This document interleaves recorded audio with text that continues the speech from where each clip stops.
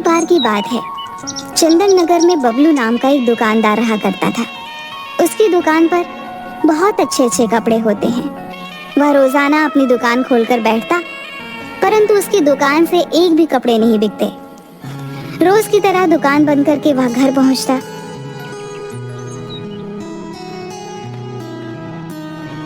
हर माल 100 रुपए का, हर माल 100 रुपए का, ले लो, भारी लूट मची है। अरे भाई क्या हुआ, उदास काहे हो? सुबह से कुछ बिका नहीं क्या? क्या बताएं भैया, कुछ भी नहीं बिका सुबह से। बस सब आ रहे हैं और देख के चले जा रहे हैं। समझ नहीं आता कि इस महंगाई में गुजारा कैसे करें। अरे भाई चिंता मत करो, सब ठीक हो जाएगा। चलो भाई अब मैं चलता हूँ, ध्यान रखो अपना।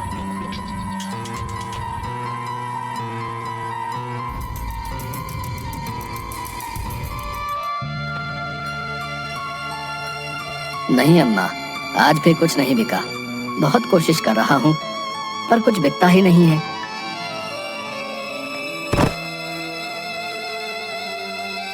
बेटा लड्डू, तुम दौड़ क्यों रहे थे? क्या हुआ? पापा, आप मेरे लिए किताब लाने वाले थे। आप लाए वो किताब? कल गुरुजी उसी किताब में से पढ़ाने वाले हैं। बेटा मैं गया था लेने, पर दुकान बंद थी, इसलिए मैं ला नहीं पाया। पर पापा, पूजा दीदी के पापा ने तो थोड़ी देर पहले ही उन्हें ला कर दी है। बेटा मैं कोशिश करूंगा कि कल तुम्हारी किताबें ले आऊं। सुनो, क्या तुम्हारे पास कुछ पैसे हैं जो तुमने बचाया हो? कल लड्डू के लिए किताबें लानी है। कुछ दिनों से कुछ भी बिक्री नहीं हो पा रही है। अरे आप परेशान क्यों हो रहे हो? भगवान पर भरोसा रखो, सब ठीक हो जाएगा। कब तक ऐसे ही चलता रहेगा? आप सब्र तो रखो। और हाँ, मेरे पिताजी का संदेश आया है। उन्होंने आपको मेरे गांव बुलाया है। संदेश में लिखा था कि उन्हें आपसे कुछ जरूरी काम है। मेरी जेब में एक फूटी कौड़ी भी नहीं है, मैं उन तक कैसे जाऊं? जी, मेरे पास पिताजी के दिए हुए कुछ पैसे हैं, जिन्हें लेकर आप गांव हो आइए। साथ ही वहां से लड्डू की किताब भी ले आइएगा। वहाँ यही किताब आधे दाम पर मिल जाएंगी और आपका काम भी हो जाएगा। अब बबलू का दूसरे दिन उस गांव में जाना तय होता है। तभी सब लोग सो जाते हैं। सुबह होते ही बबलू के निकलने का समय होता है। अरे सुनती हो, कहाँ गई? हाँ हाँ, आती हूँ। पापा, मेरी किताब, मेरी किताब। हाँ बेटा, आज ला दूंगा। आप ध्यान से जाना। आप मेरे पिताजी से थोड़े बहुत पैसे भी मांग लेना, वो मना नहीं करेंगे। कैसी बातें करती हो तुम? कैसा लगेगा कि मदद करने जा रहा हूँ और वहीं से पैसे लेकर आ रहा हूँ? मगर ये सब बातें मत करो, हाथ जोड़ता हूँ तुम्हारे आगे।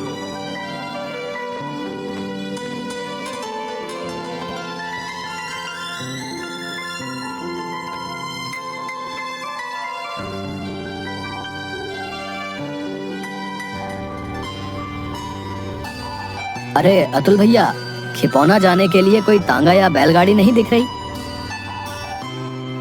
क्या बताएं मामा, आजकल रास्ते के डाकू ने लूट मचा रखी है। इसी वजह से खिपौना के रास्ते पर कोई भी सवारी गाड़ी ले जाने को तैयार ही नहीं है। यार अभी पैदल निकल जाता हूँ, रास्ते में आराम भी कर लूंगा तो भी शाम तक पहुंच जाऊंगा। कभी कोई रास्ते में कोई गाड़ी मिल जाएगी तो उसमें बैठकर गांव तक पहुंच जाऊंगा।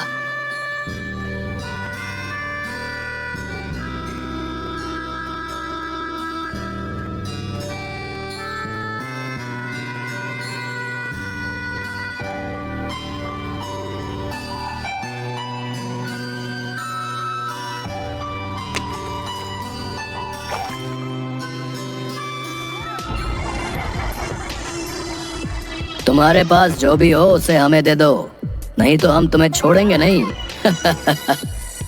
सरदार मैं बहुत गरीब हूँ, मेरे पास कुछ नहीं है, मैं आपको कुछ नहीं दे सकता हूँ। बबलू बोल ही रहा होता है कि तभी एक डाकू बबलू के सर पर डंडा मारता है, जिसकी वजह से बबलू बेहोश हो जाता है।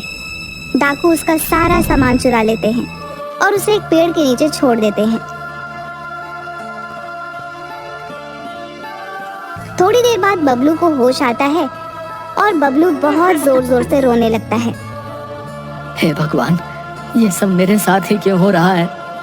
मैंने इस सब का और तेरा क्या बिगाड़ा है जो तू मेरा इम्तिहान ले रहा है? बेटा, तुम्हें रोने की कोई जरूरत नहीं है। मैं हूं ना तुम्हारी मदद के लिए। कौन कौन? बेटा, तुम्हें डरने की जरूरत नहीं है। जिस पेड़ के नीचे तुम बैठे हो, मैं उसी पेड़ की आत्मा हूं। डरो मत, मैं तुम्हें कोई नुकसान नहीं पहुंचाऊंगा। मैंने तुम्हारे साथ जो भी हुआ वो सब देखा है। मैं तुम्हारे साथ जो भी हुआ वो सब जानता हूं। मैं तुम्हें कुछ देना चाहता हूं। मुझे कुछ नहीं चाहिए।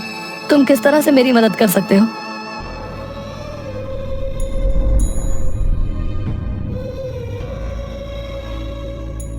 तुम इस रास्ते में आ जाओ।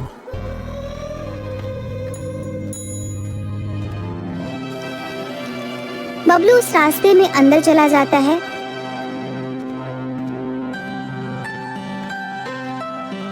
वो जैसे ही अंदर पहुंचता है, देखता है कि बाहरी दुनिया से बिल्कुल अलग और उल्टी दुनिया है, बहुत ही ज्यादा सुंदर, जैसे कि स्वर्ग। वह अंदर जाता है। उसे आगे जाकर देखता है कि उसकी गांव जैसा हूबहू गांव है। उसका मुंह खुला का खुला रह जाता है। वह आगे देखता है कि गांव वाले भी हैं। सभी गांव वाले झुंड बनाकर बैठकर बातें कर रहे थे। सभी लोगों ने बबलू को देखा और उनका मुखिया उठकर उससे पूछता है,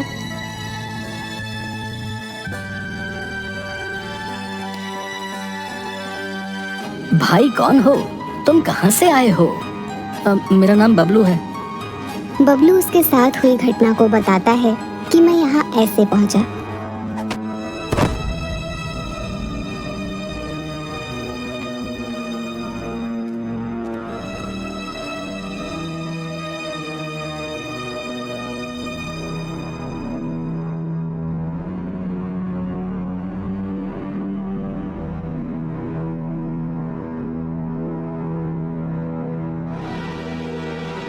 अच्छा बेटा, तो ठीक है, अब से तुम हमारे साथ रहोगे। नहीं नहीं, मुझे अपने घर वापस जाना है। मुझे तो यहाँ पेड़ ने ही अंदर आने के लिए कहा था, इसलिए मैं यहाँ आया था। जो यहाँ एक बार आ गया तो फिर यहाँ से जा नहीं सकता। मैंने भी कई बार कोशिश की, पर वो जादुई जंगल मुझे यहीं ला छोड़ता है। मेरा भी परिवार है, मुझे उन्हें भी संभालना है। बाहर जाने के लिए तुम्हें जादुई जंगल से जाना होगा। रास्ते में मिलने वाले जिन के सवालों का जवाब देना होगा, वही तुम्हें आगे का रास्ता बताएंगे। मैं तैयार हूँ।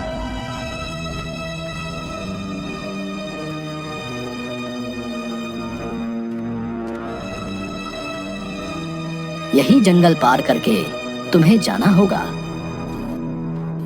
इतना कहकर मुखिया वापस गांव चला जाता है। बबलू वहां से आगे जाने लगता है। तभी वह किसी चीज से टकराता है। उस चीज में से एक बादल नुमा इंसानी आकृति निकलती है। इसे देख बबलू पीछे हटने लगता है। बबलू मुखिया की बात याद करता है और रुक जाता है। जिन, बताओ, तुम मुझसे क्या पूछना चाहते हो? ये तुम्हें कैसे पता कि मैं तुमसे कुछ पूछना चाहता हूँ? मुझे ये बात मुखिया जी ने बताई है, साथ ही मुझे इस जंगल से निकलना है। पर मेरी एक शर्त है। कभी तुमने मेरे सवालों का जवाब नहीं दिया तो मैं तुम्हें वापस जादुई गांव न भेजकर तुम्हें खा जाऊंगा। तुम्हें मुझे तो क्या, सारे गांव वालों को छोड़ना होगा। मंजूर हो तो बता दो, नहीं तो मैं भी इन्हीं गांव वालों के साथ रह लूंगा।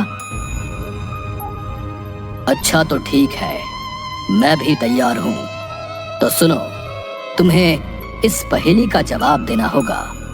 देखी रात अनोखी वर्षा, सारा खेत नहाया, पानी तो पूरा शुद्ध था, पर पीना कोई पाया। देखी रात अनोखी वर्षा, पर पी ना कोई पाया। ये कोई सवाल नहीं हुआ। तुम ही ने मानी है मेरी शर्त। बबलू भी जानता था कि इस प्रश्न का उत्तर नहीं दिया तो उसकी जान तो चली ही जाएगी और लोगों के बचने की उम्मीद भी खत्म हो जाएगी। पहेली को सोचते हुए बबलू को उसके खेतों की याद आती है, जब वह उसके पिता के साथ खेतों में जाया करता था। वहाँ पूरा खेत और पत्तों पर ओस जमा हुआ करता था, जो कुछ पहेली की लाइन में मेल खा रही थी। तपाक से बबलू बोला, इसका उत्तर है ओस। ओस सिर्फ रात्रि और भोर के समय ही गिरती है। ओस की वजह से खेतों में पानी जमा हो जाता है। ओस का पानी शुद्ध और साफ होता है, पर इसे एकत्र करना बहुत मुश्किल होता है। मैं तो जादुई बड़े से बड़ा जहाज बना सकता हूँ, लेकिन मैं एक बार भी नहीं उड़ सका। मैं हूँ कौन? पानी का जहाज जो सिर्फ पानी पर तैर सकता है, उड़ नहीं सकता। रहा आपके इसी प्रश्न में दूसरा सवाल, मैं हूँ कौन? इसका जवाब है मनुष्य। वो बड़े से बड़ा जहाज बना तो सकता है, लेकिन खुद कभी नहीं उड़ सकता है। तुम बहुत तेज दिमाग और बुद्धिमान हो। ये मेरे आखिरी सवाल का उत्तर दे दिया तो तुम और गांववासी सभी स्वतः ही अपने अपने गांव पहुंच जाओगे। तो सुनो प्रश्न। लाल बुझक्कड़ बूझ के और न बूझो कोई, पैर में चक्की बांध के हिरना कूदो होए। बबलू इसे सुनकर भौचक्का रह जाता है। उसने लाल बुझक्कड़ की बहुत ढेर सारी कहानियां पढ़ी और सुनी रहती थी। ये लाइन उसने उसके बेटे लड्डू की किताब से पढ़ी और लड्डू को समझाई भी थी। इसे याद करके वह अपने बेटे के साथ अच्छे दिनों की याद कर मुस्कुराने लगता है। उसकी आंखों में आंसू आने लगते हैं, जिसे देख जिन्न भी उसके साथ हुई घटनाओं को देख लेता है। जिंदगी में कभी किसी के बारे में बिना देखे, बिना जाने कुछ नहीं कहना चाहिए, जब तक उस पहलू को आप जान न लें। आमतौर पर लाल बुझक्कड़ कहते हैं, जो अपनी दुनिया के अलावा बाहरी दुनिया को न देखते हुए अपने आप को ही सही सिद्ध करता है, अर्थात वो जो सीखने और समझने को तैयार नहीं होता है। बबलू के इतना कहते ही एक तेज रोशनी के साथ एक तेज आवाज आती है। बबलू को तेज रोशनी के कारण उसे कुछ भी नहीं दिखाई दे रहा होता। उसके बाद वह देखता है कि वह उसके गांव के पास खड़ा होता है। उसे सभी के घर दिखाई देते हैं, पर खुद का घर नहीं दिखाई देता। वह जहां पर खड़ा होता है वहां एक बहुत बड़ा और सुंदर घर होता है।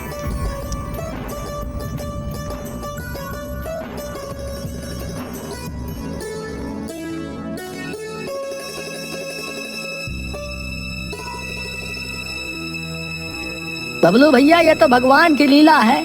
जो भगवान को करना है वो करके ही रहता है। ये सब कैसे हुआ? मैंने कहा था ना, सब्र रखो, भगवान सब ठीक कर देगा।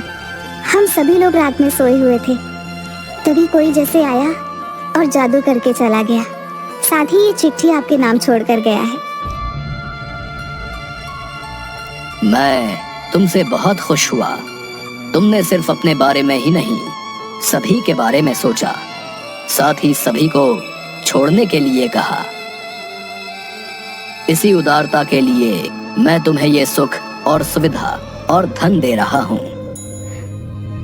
ध्यान रहे कि जो भी तुम्हारे साथ घटा है वो तुम किसी से ना कहो। यदि तुम किसी को भी कुछ बताते हो तो ये सब तुमसे छिन जाएगा। इस कहानी से हमें ये सीख मिलती है कि पढ़ने और जिंदगी में हुई घटनाओं को कभी भी नहीं भूलना चाहिए।